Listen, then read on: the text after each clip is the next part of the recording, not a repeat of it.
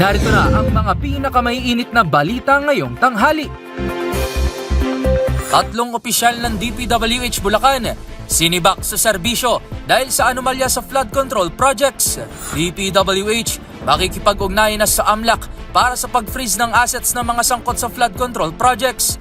Secretary Vince Dizon, iginiit na dapat maibalik ang ninakaw na pondo. Dagdag presyo sa petrolyo, ipatutupad bukas. Sa MBC TV correspondents, 56 anyos na mangingisda, patay sa banggaan ng kotse at motorsiklo sa Dasol, Pangasinan. Sa MBC TV Sports, Alas Pilipinas Men, bigo kontra Tunisia sa opening ng FIVB Worlds. At sa Showbiz Spotted, Alex Gonzaga, pinatanggal ang nose implant.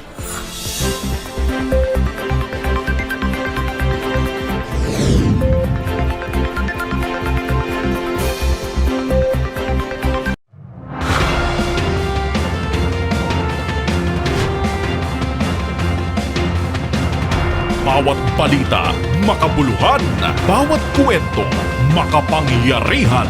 Boses ng Pilipino para sa Pilipino. Live mula sa MBC TV Studio. MBC TV Network News.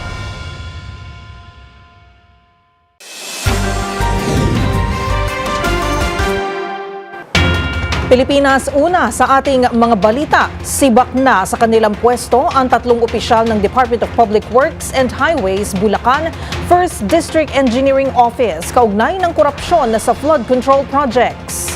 Ayon kay DPWH Secretary Vince Dizon, pinatawan din ang mga sangkot na opisyal ng perpetual o panghabang buhay na disqualification na humawak ng public office. Kung sino-sino sila, kilalanin sa report ni Boy Gonzales. Tuluyan ang sinibak sa serbisyo ni Department of Public Works and Highway, Secretary Vince Dizon ang tatlong opisyal ng DPWH sa Bulacan 1st District Engineering Office dahil sa pagkakasangkot sa maanomalyang flood control project sa lalawigan. Kinilala ang mga sinibak na sina dating Assistant District Engineer Bryce Erickson Hernandez, Construction Section Chief JP Mendoza at Accountant na si Juanito Mendoza. Batay sa desisyon na inilabas ngayong Lunes, Setyembre 15, 2025, napatunayang guilty ang tatlo sa mga kasong disloyalty to the Republic and to the Filipino people, grave misconduct, gross neglect of duty, at conduct prejudicial to the best interest of the service. Ayon kay Secretary Dizon, ang parusang dismissal from service ay bilang tugon sa direktiba ni Pangulong Ferdinand Marcos Jr. na papanagutin ang sino mang may direktang kinalaman sa katiwalayan sa flood control project. Bukod sa pagkakatanggal, pinatawag din ang tatlo ng perpetual disqualification to hold the public office na nangangahulugang hindi na sila kailanman maaaring makabalik sa anumang posisyon sa gobyerno. Nilinaw ng kalihim na ang dismissal ay hiwalay pa sa mga kasong kriminal na isinampa laban sa nabanggit na opisyal. Para sa MBC TV Network News, ito si Boy Gonzales, una sa Pilipinas, una sa Pilipino.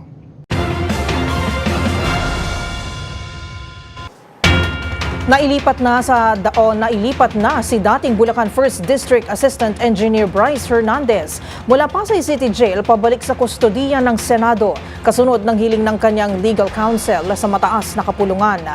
Ang mga pinakahuling detalye ihahatid live ni Raymond Adpaas. Raymond. Miski nasa kustodiya na muli ng Senado ang kontrobersyal na si Engineer Bryce Hernandez ng DPWH Bulacan. Siya ay nilipat sa kulungan ng Senado mula sa Pasay City Jail alas 10 ng umaga kanina. Ayon kay Senate President Tito Soto III, mismong mga abogado ni Hernandez na sina Attorney Ernest Levanza at Attorney Raymond Pasco ng Fortune Santos Law Office ang humiling sa mga senador na payagan siyang madala muli o ma-admit sa Senado. Pagkatapos ito ng hearing sa kanyang petition for writ of amparo sa Pasay Regional Trial Court Branch 112. Sa liham ng kanyang mga abogado, naniniwala sila na sa pamumuno ni Senate President Vicente Tito Soto III at Senator Panfilo Lacson bilang chairman ng Senate Blue Ribbon Committee ay mabibigyan ng patas na pagkakataon ang kanilang kliyente na si Hernandez mas pipiliin nilang nasa Senado si Hernandez kaysa sa Pasay City Jail. Siya ay haharap sa pagdinig muli ng Senate Blue Ribbon Committee sa araw ng Huwebes kaugnay ng kontrobersyal na flood control projects. Para sa MBC TV Network News, ito si Raymond Dadpaas ng DZRH sa Pilipinas, una sa Pilipino. Maraming salamat sa report na yan, Raymond Dadpaas.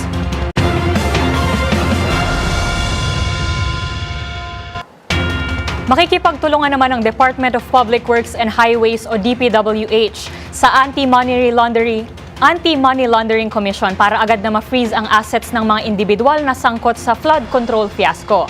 Ayon kay DPWH Secretary Vince Dizon, hindi lang pananagutin ang mga may sala, kundi dapat ding maibalik ang mga nakulimbat na pondo ng bayan. Una sa balitang yan si Rovic Manuel. Makikipag-ugnayan na ang Department of Public Works and Highways o DPWH sa Anti-Money Laundering Commission o AMLAC para talakayin ang posibleng pag-freeze at pagkumpiska ng mga ari-arian ng mga sangkot sa maanomalyang flood control projects. Sa panayam ng DZRH kay DPWH Secretary Vince Dizon, sinabi nitong sinimulan na nila ang pagkakaso nitong nakaraang linggo na aabot na sa 25 katao, kabilang na si Sara Diskaya. Tayo na po tayo nung kauna-unahang kaso last week sa Ombudsman. 25 po na katao ang pinahiga natin, kasama na yung 20 opisyal at mga empleyado ng DPWH at 5 kontratista, no? Kasama na si Sara Diskaya, yung may-ari po ng SIM, yung si Sally Santos at pati na rin yung sa Wawaw Builders. No? Iginit ni Dizon na hindi sapat na makulong lamang ang mga sangkot na ito, bagkus dapat ding maibalik sa taong bayan ang mga nakaw na pondong mula sa kaban ng bayan. Hindi po sapat yung tanggalin sa pwesto, hindi sapat yung kasuhan, ipakulong. Ang kailangan din po natin dito is maibalik po ang pera ng mga kababayan natin.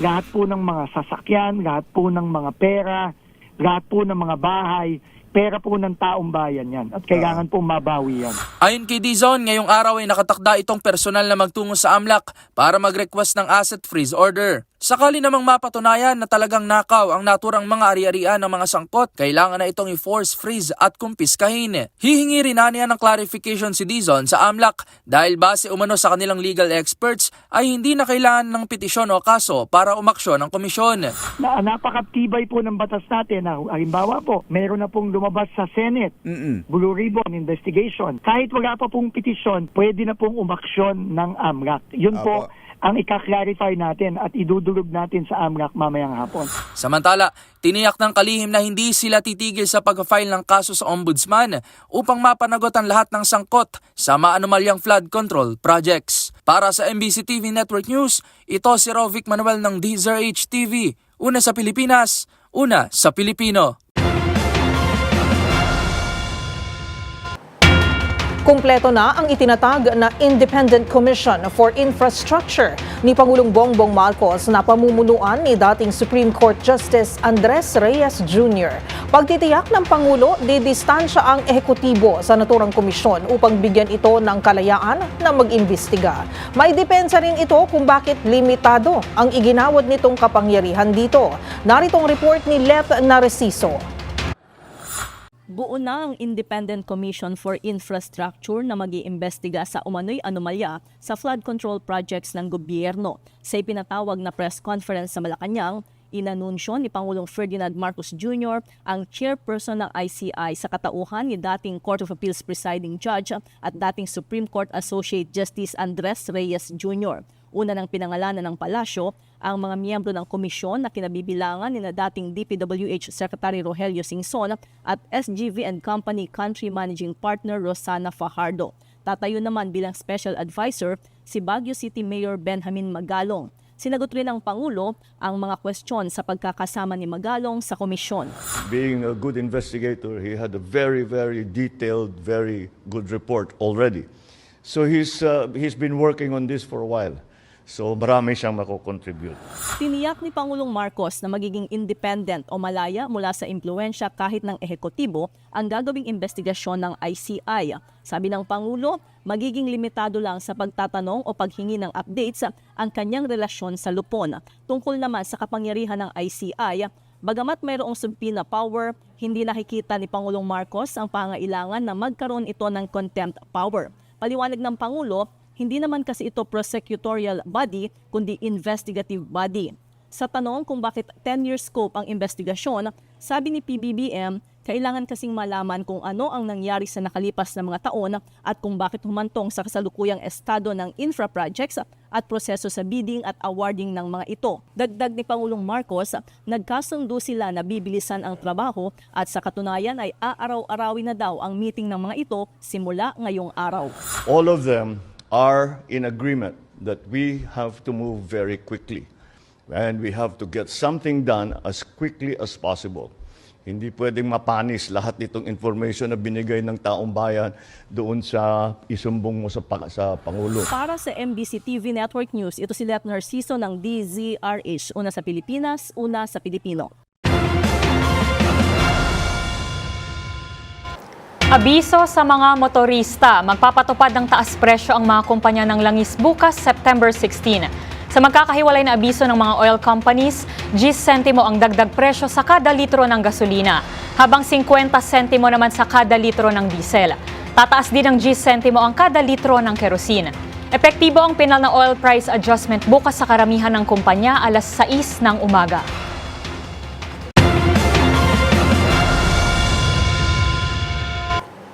Isang nakalulungkot na balita, pumanaw na ang isa sa mga batikang angkor at personalidad sa radyo na si Andy Verde o mas kilala bilang Midnight King sa edad na 70. Mahigit ilang dekada siyang naglingkod sa DZRH at nakilala sa kanyang mga programa na DZRH with Love at Balitang Prom D. Sa kanyang pagpapahayag ng balita at paglilingkod sa mga tagapakinig, naging bahagi siya ng buhay ng maraming Pilipino.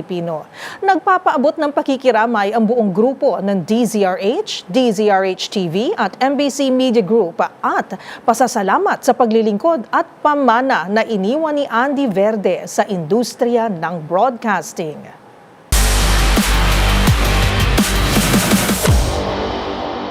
Nagsimula ng FIVB Volleyball Men's World Championship dito sa Pilipinas. At sa opening day, may natatrapakan ng Tunisia at Alas Pilipinas Men ang natunghayan ng volleyball fans. Nabigo ang Alas Pilipinas Men sa kanilang matagal nang iniintay na debut sa FIVB Volleyball Men's World Championship matapos silang talunin ng world number 43 Tunisia sa straight sets 25-13, 25-17 at 25-23 noong Biyernes ng gabi sa Mall of Asia Arena.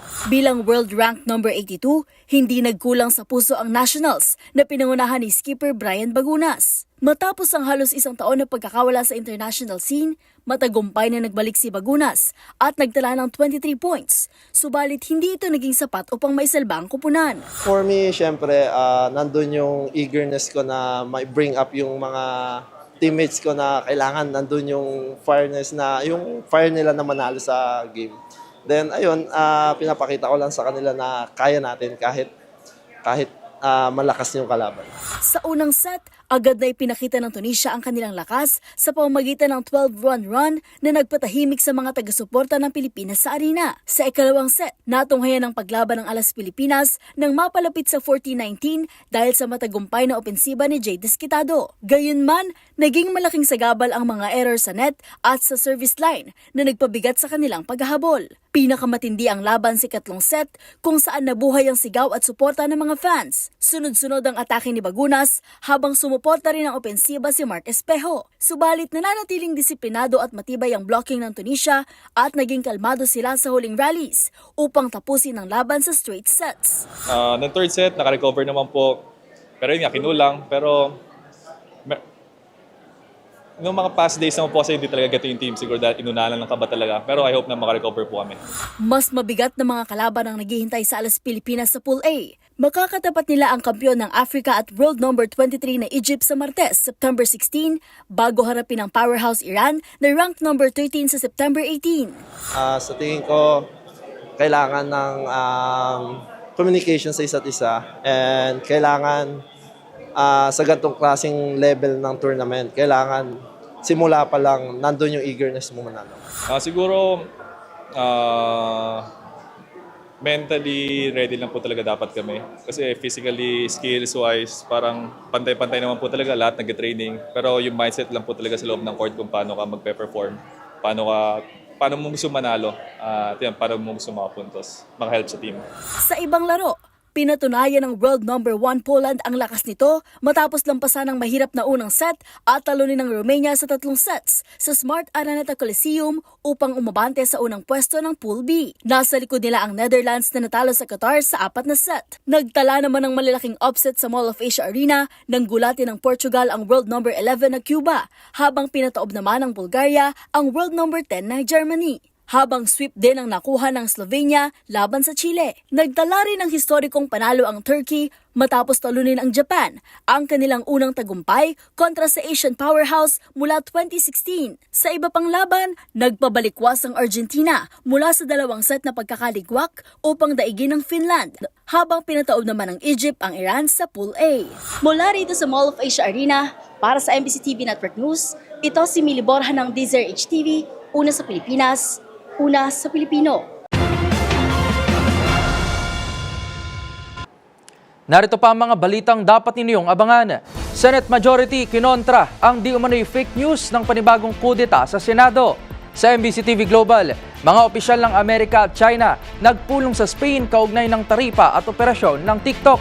At sa Showbiz Spotted, ibalik ang nostalgic feels kasama ang pagbabalik ng Sex Bomb Girls. Lahat ng yan abangan sa pagbabalik ng MBC TV Network News.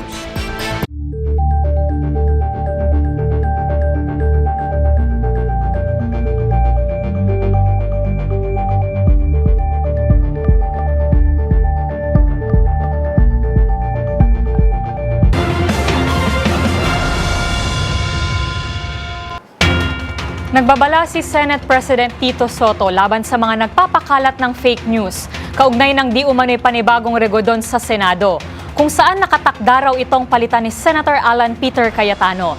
Ayon pa sa kalyado nito, kung sino man ang nagpapakalat nito ay tila ng mamaliit lamang sa bagong mayorya. Nagbabalik si Raymond Dadpaas.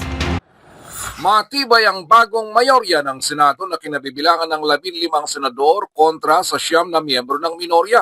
Ito ang deklarasyon ng mga senador na kaanib ng mayorya kasunod ng pinalutang na panibagong pagbabago sa liderato ng Senado.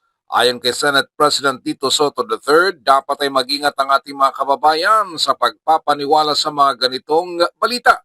Mahalagang busisihin kung kanino galing ang report. Isang regional news channel na nakabase sa Davao ang nagpalutang na may rigodon na naman sa Senado. At si Senador Alan Peter Cayetano ang pinalutang napapalit kay SP Soto. Tinawag namang fake news ni Senador Panfilo Ping Lacson ang napaulat na muling pagbabago sa liderato ng Senado. Panggulo at panglito lamang umano ang balitang ito. Sabi ni Lacson, masyado nilang minamalit ang kaisipan ng mga miyembro ng bagong mayorya sa Senado, baka sakali na may pumirma pabor sa kanila. Para naman kay Senador Juan Miguel Zubiri, maliban sa fake news ay intriga lamang ito. Sa katunayan ay may caucus sila ngayong tanghali at nag-confirm na ang mayorya ng mga senador. Sabi ni Zubiri, trabaho na lang ang kanilang asikasuhin kaysa sa mang-intriga. Kinumpirma din ni Senador Erwin Tulfo na manatili na sila ng kanyang kapatid na si Senador Raffy Tulfo sa bagong mayorya sa Senado. Tingin ni Senador Erwin ay mahirapan nang makakuha ng suporta ang minorya para magbago muli ang liderato ng Senado. Para sa MBC TV Network News, ito si Raymond Dadpaas ng DZRH, una sa Pilipinas, una sa Pilipino. Naitatagman ni Pangulong Bongbong Marcos ang minungkahing Independent Commission na siyang tututok sa flood control scandal ng gobyerno. Magpapatuloy pa rin ang mga investigasyon sa Kamara at Senado. Ayon kay House Infrastructure Co-Chair Terry Ridon, kulang pa ang kapangyarihan ng komisyon. Narito ang ulat ni Milky Rigunan. Posibleng magpatuloy pa rin ang mga investigasyon ng Kamara at Senado sa kontrobersyal na flood control project anomalies kahit binuunan ni Pangulong Bongbong Marcos ang ICI o Independent Commission for Infrastructure. Ito ang posisyon ni Bicol Saro Party List Representative Terry Ridon, co-chair ng House Infrastructure Committee sa panayam ng isyung pambayan. Ayon kay Ridon, kahit kumpleto na ang miyembro sa pagkakatalaga kay dating Supreme Court Associate Justice Andres Reyes Jr. bilang tagapamuno, posibleng magpatuloy pa rin ang mga investigasyon ng Kamara maging ng Senado hanggat hindi pa rin ganap na nasisimula ng komisyon ang investigasyon. Sabi ni Ridon, limitado ang kapangyarihan ng Executive Order 94 habang ang Kongreso ay merong contempt and subpoena powers.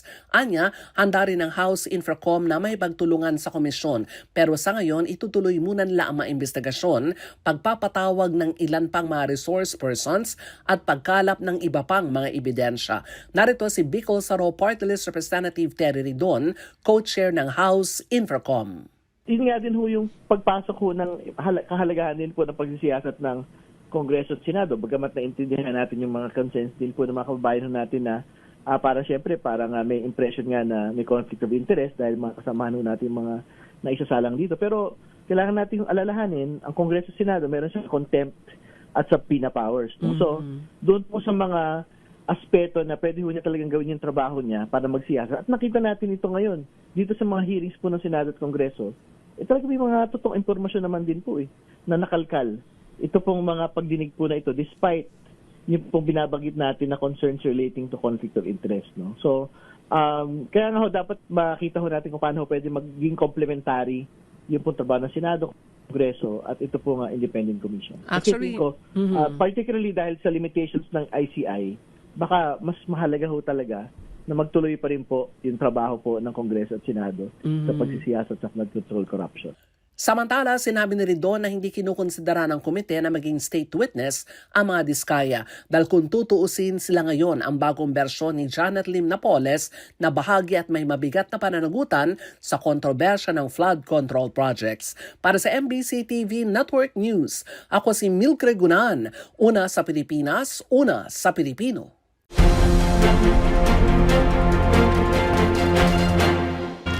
Abiso na naman sa mga motorista, lawakan na ang pasyensya dahil nagsimula na kagabi ang pansamantalang pagsasara ng southbound lane sa Dimasalang Bridge sa Maynila, dulot ng isasagawang rehabilitasyon. Ayon sa Department of Public Works and Highways o DPWH, inaasahang tatagal ang rehab hanggang December 15 at tanging northbound lane lamang ang bukas para sa mga motorista. Inaabisuhan naman ang mga ito na gumamit ng mga alternatibong ruta para makaiwas sa mabagal na daloy ng trapiko. Ang proyekto raw ay upang matiyak ang integridad ng tulay at maayos ang mga sirang bahagi nito.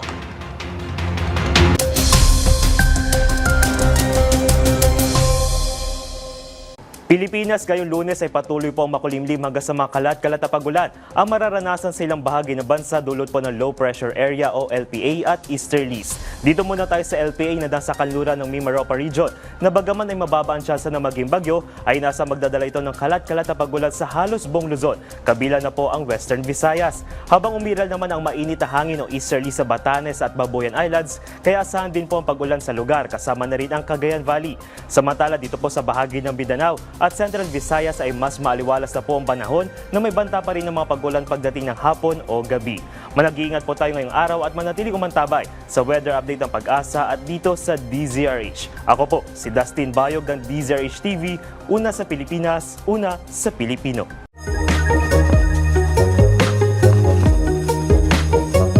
Paboritong pasyalan sa mga probinsya, lalo na tuwing mainit ang panahon, ay ang lumangoy sa pool, beach, batis, ilog o maging sa mga falls o talon. Pero may isang falls sa Antarctica na kinatatakutan hindi dahil sa lamig, kundi dahil sa kulay dugo nitong tubig na bumabagsak. Alamin na dis, paliwanag sa likod ng tinaguriang Blood Fall sa Antarctica. Unang natuklasan noong 1911 ng Australian geologist na si Griffith Taylor ang tinaguriang Blood Falls. Ito ang ibinansag dito dahil sa taglay nitong kulay pula, ngunit hindi ito dugo, tulad ng haka-haka ng ilan. Ito ay dahil sa mataas na iron at salt content ng tubig nito na natrap sa yelo sa sobrang tagal ng panahon. Dito nabuo ang brine, isang highly concentrated solution na asin na natunaw sa tubig at nagyelo na kung mag-react sa oxygen, ang iron dioxide nito ang dahilan sa pagpula ng tubig. Natuklasan na ang brine ay naglalaman ng extremophile microbes, organismo na nakasurvive sa extreme o harsh conditions ng milyong-milyong taon. Pinaniniwalaan na makatutulong ang blood falls upang mas mapag-aralan ang ancient microbial life at ang extraterrestrial life. Tandaan, mas makulay ang mundo kung alam mo ang hiwaga sa pag-ikot nito. Ako po si Rovic Manuel, nagpapaalalang sa kaalaman ay walang labis, magsaliksik para siguradong alam na this.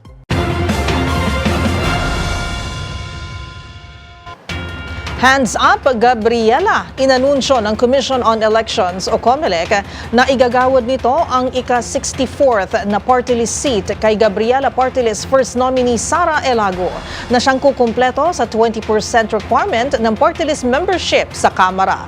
Ayon kay COMELEC Chair Attorney George Garcia, 63 o 63rd na pwesto lamang ang naproklama sa nagdaang desisyon 2025, katumbas ng 19.8% ng House of Representatives. Pagtalimaan niya ito sa ilalim ng Article 6, Section 5 ng Saligang Batas kung saan kinakailangan ng 20% na kinatawan ang mga party list sa Kamara. Posible namang maiproklama si Elago bilang opisyal na nominee sa darating na Miyerkules, September 17. Isa ang Gabriela Party List sa mga partido na nagsusulong ng advokasya para sa karapatan ng mga kababaihan, mga bata, LGBTQIA+ community sa bansa.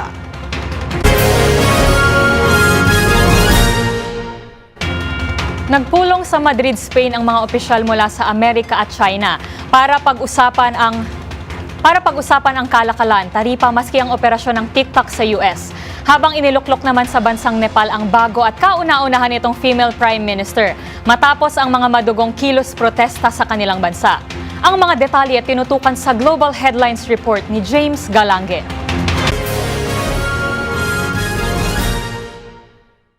Balita mula sa Espanya, nagpulong sa Madrid ang ilang mga opisyal ng Estados Unidos at China para pag-usapan ang kalakalan, taripa at deadline ng operasyon ng social media platform na TikTok sa Amerika. Pinangunahan ng sabing pagpupulong ni US Treasury Secretary Scott Bessent at Chinese Vice Premier He Lifeng, kung saan napagkasundo ang i-extend ang kasalukuyang ipinataw na taripa ng Amerika sa China na 55% hanggang November 10. Habang kasalukuyang pinag-uusapan pa kung i-extend din ang operasyon ng TikTok sa Amerika sa ika-4 na pagkakataon o kaharapin na ang total US shutdown.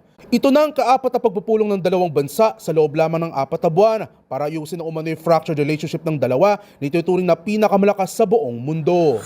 Samantala, nangako naman ng bago at kauna-unang female Nepal Prime Minister na si Sushila Karki na susundin nito ang nais at hangarin ng Gen Zs na mga nagprotesta sa mga gusto nitong hakbang para wakasan ng korupsyon sa kanilang bansa. Ito'y bunga ng patalsikin ng mga Nepalian demonstrator ang nakarang administrasyon kung saan humantong na sa panununog ng mga gusali ng gobyerno at alisin sa pwesto si dating Nepal President Ramchandra Paudal. Sa huling pagtaya, mahigit 50 katao ang nasawi sa mga idinaos na matinding kilos protesta habang mahigit 1,300 naman ang sugatan. Nagsimulang naturang pagkilos ng iba ng nakarang administrasyon ang 26 na social media platforms ng batikusid ng netizens ang mga umano'y pagbabandera ng mga anak ng politiko ng kanilang mga umano'y lavish lifestyle. At yan naman nakalap nating balita mula sa iba't ibang panig ng mundo. Para sa MBC TV Network News, ito si James Galange ng DZRH TV, una sa Pilipinas, una sa Pilipino.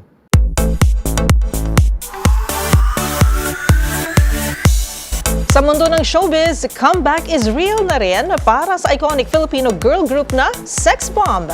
Ang The Spaghetti Song at Bakit Papa Hitmakers magkakaroon ng reunion concert. Narito ang report ni Showbiz Angel.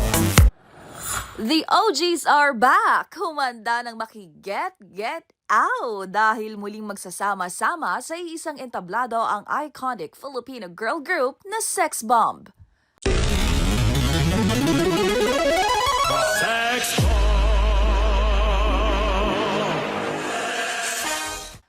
Sa teaser video na ilabas si Rochelle Pangilinan, kasado na ang kanilang reunion concert sa December 4. The long wait is over naman ito para sa ilang netizens, habang may nagsuggest ding ala K-pop, P-pop group, need na raw ng official light stick bago ang nakatakdang pagpapasiklab ng grupo sa The Big Dome. Maugunita na taong 1999 nang mabuo ang Sex Bomb Girls sa noontime variety show na Itbulaga. At kabilang sa mga pinasikat nilang kanta ay The Spaghetti Song, Bakit Papa, di ko na mapipigilan at halukay ube. Hanggang sa nagkaroon pa sila ng serye tuwing hapon na Daisy 7. Sa ngayon, wala pang ilabas sa detalye pagdating sa tickets.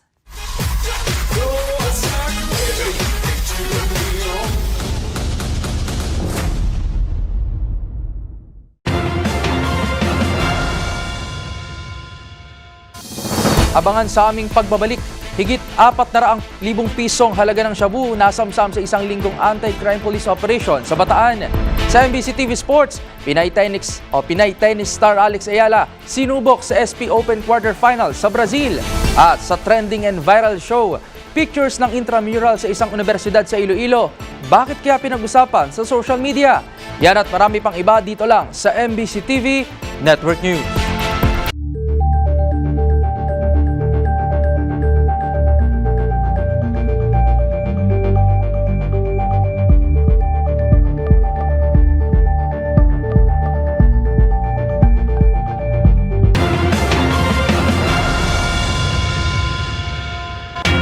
Sa pagpapatuloy ng ating balitaan, dead on arrival ang isang 56 anyos na mangingisda sa Dasol, Pangasinan matapos mabangga ng estudyanteng sakay ng kotse ang sinasakyan nitong motorsiklo. Yan at iba pang mga rumarapidong balita mula sa probinsya. Hatid ng iba't ibang istasyon sa ilalim ng MBC Media Group.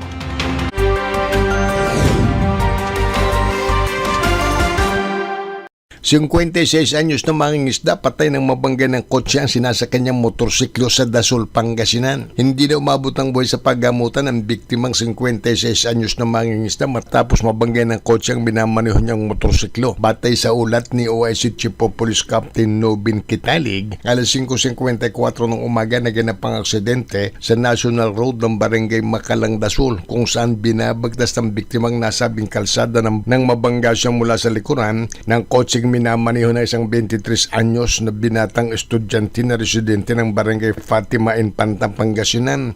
Sa lakas ng banggay, tumilapo ng biktima ng may ilang metro dahilan upang magtamo siya ng malubang sugat sa katawan na agad ay nadala sa Dasol Community Hospital, ngunit idineklarang dead-on arrival na ni Dr. Michael Ryan Kanilang. Ang tsuper ng kotse at ang kanyang sasakyan ay nasa kustudiya ngayon ng Dasol Police Station para sa kaukulang disposisyon. Mula sa Action Radio Pangasinan, para sa MBC TV Network News, ito si Freddy Fajardo, Aris 31 sa Pilipinas, una sa Pilipino. Isang matagupay na operasyon kontra krimen ang isinagawa ng kapulisan kung saan mahigit 6 katao ang naaresto at tinatayang higit 400,000 na halaga ng illegal na droga ang nakumbiska. Sa ilalim ng pinaigting na kampanya mula September 8 hanggang 14, 2025, iniulat ng Bataan Police Provincial Office na pinamumunuan ni Provincial Director Colonel Marte Salvadora ang pagkakaaresto sa 66 na individual na pawang lumabag sa batas, kung saan 16 ang naaresto dahil sa kasong may kinalaman sa illegal na droga at nakumpiska ang tinatayang 417,159 pesos na halaga ng shabu. 14 naman ang nadakip ng mga wanted person, kabilang ang 3 most wanted person. 24 ang arestado dahil sa illegal na sugal. 4 ang nakumpiska ng mga hindi lisensyadong baril at 8 pang individual ang naaresto sa iba't ibang kaso. Ayon dito kay Colonel Marte Salvadora, sa ang naturang operasyon na elinsunod sa direktiba ni Acting Chief PNP Police Lieutenant General Jose Melencio Nartatis Jr. na naglalayong masugpo ang kriminalidad at papanagot ang mga lumabag sa batas. Para sa MBC TV Network News, RH37, Danny Kumilang, una sa Pilipinas, una sa Pilipino.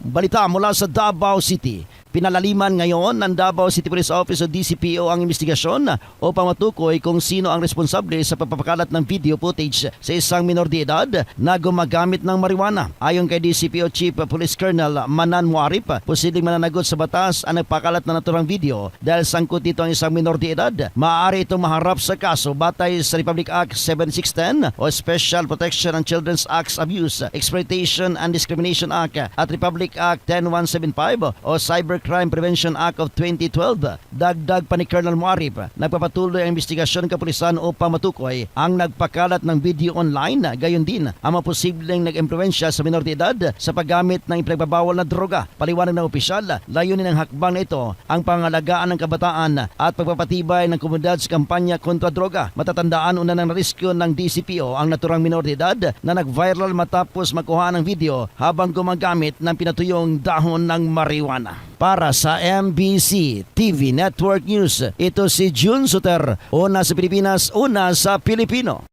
Isa na namang sangkot sa illegal na droga sa bayan ng Katarman ang naaresto sa pagbibinta ng shabu. Naaresto ng Katarman Police na pinamumunuan ni Police Lieutenant Colonel John Ryan Doseo, Chief of Police ng Katarman. Itinuturing itong street-level individual o SLI na sangkot sa pinagbabawal ng droga na naaresto sa isinagawang buy-bust operation. Kinilala ang nasabing drug personality na si Tando, 43 taong gulang, residente ng Barangay Baybay, Katarman. Katuwang sa operasyon ng Philippine Drug Enforcement Agency o PDEA. Positibo na nakuhaan ang pinaghihinalaang shabu na 5 maliliit na pakite ang suspect at iba't ibang drug paraphernalias.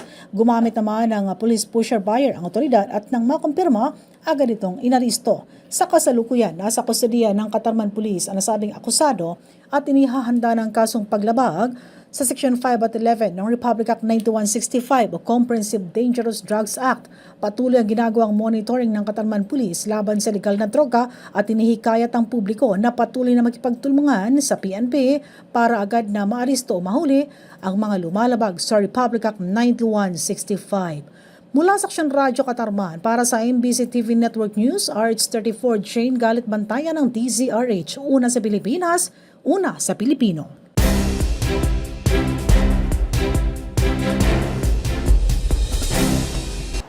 Sa bawat event, mapapaaralan man o opisina, kabilang sa pinaghahandaan ang documentation para makuhanan ang mahalagang bahagi ng programa. Pero iba ang trip ng isang universidad na ito sa Iloilo. Sa halip kasi na magagandang larawan ang ibahagi, mga overexposed photos ang ipinost nito sa kanilang Facebook page. May nakikita pa kaya ang mga netizens sa mga larawan? Ang kasagutan sa report na ito.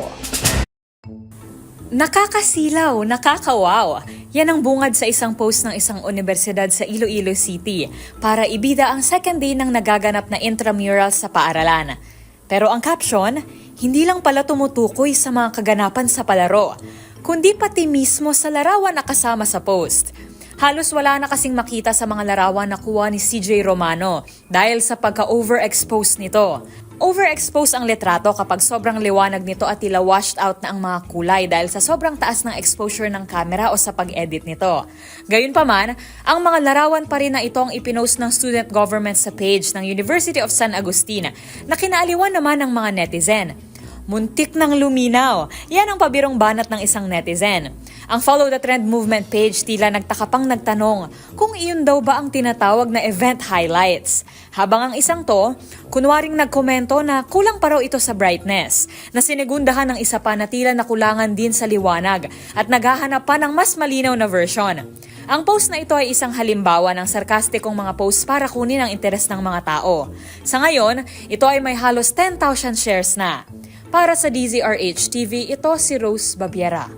Una sa Pilipinas, una sa Pilipino.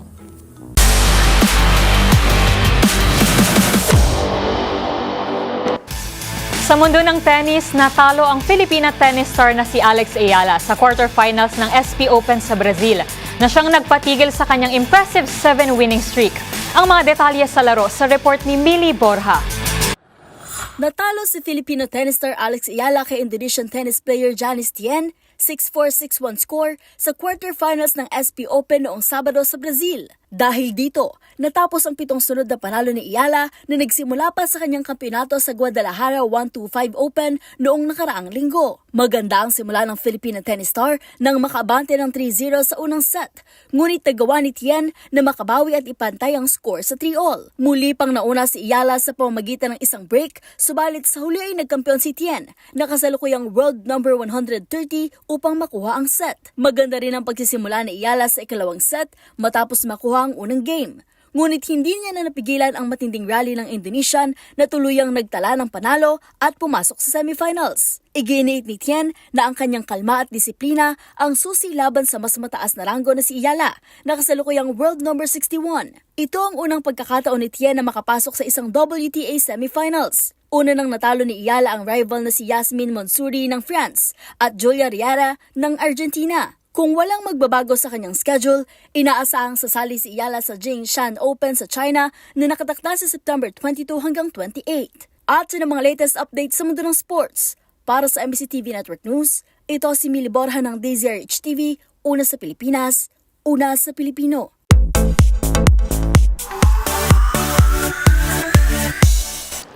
Sumailalim sa isang nose implant removal surgery si Alex Gonzaga. Itong ibinahagi ng aktres kasabay ng kanyang 8th anniversary bilang YouTube vlogger. Kung bakit nagdesisyon si Alex na ipatanggal ang kanyang implant sa ilong, alamin sa report ni Showbiz Angel. Matapos ang halos 2 taon mula nang ni-reveal ni Alex Gonzaga ang kanyang pagpaparetoke ng ilong, ipinatanggal ng actress-vlogger ang kanyang Gore-Tex implant.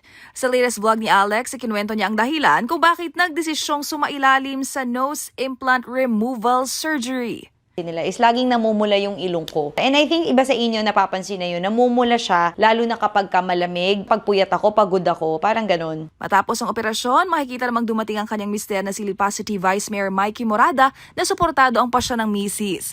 Pero aminadong di na raw ito agree kung muling sasailalim sa iba pang operasyon si Alex. Sa huli, mensahe ng actress-vlogger sa followers, wala niyang masama na sumailalim sa cosmetic procedure. Pero paalala niya sa mga nagbabalak. Make sure na mag-second opinion ka muna. Mahirap na baka mamaya, after the operation, kung ano pa ang mangyari sa'yo. Kasi syempre, pwedeng maging irreversible na yung mangyayari sa'yo or gagawin sa'yo. So make sure na you go to the best doctors. Kasabay ng rhinoplasty removal journey na ibinahagi ni Alex Gonzaga ay ipinagdiriwang din ito ang ika-8 taon bilang YouTube vlogger with almost 15 million subscribers. Para sa MBC TV Network News, ito po ang niyang Showbiz Angel ng DZRH TV. Una sa Pilipinas, una sa Pilipino. Get ready, Pilipinas! The world's best volleyball teams are coming to our shores for the 2025 FIVB Volleyball Men's World Championship. Witness world-class action, thrilling rallies, and unforgettable moments as the Philippines takes center stage in this historic sporting event. Don't miss this excitement this September 12 to 28, 2025 at SM Mall of Asia Arena and Smart Araneta Coliseum. Get your tickets at www.philippines.wch2025.com, smtickets.com or ticketnet.com.ph. MBC Media Group is one of the official media partners of the World Championship event.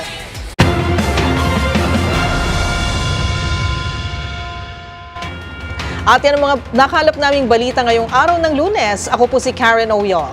At sa ngalan ni Yuel Reyes, ako si Rose Babiera. Magkita-kita tayong muli bukas, araw ng Martes. Para sa mga balitang makabuluhan, mga kwentong makapangyarihan. Hatid ang boses ng Pilipino para sa Pilipino. Ito ang MBC TV Network News. Una sa Pilipinas, una sa Pilipino.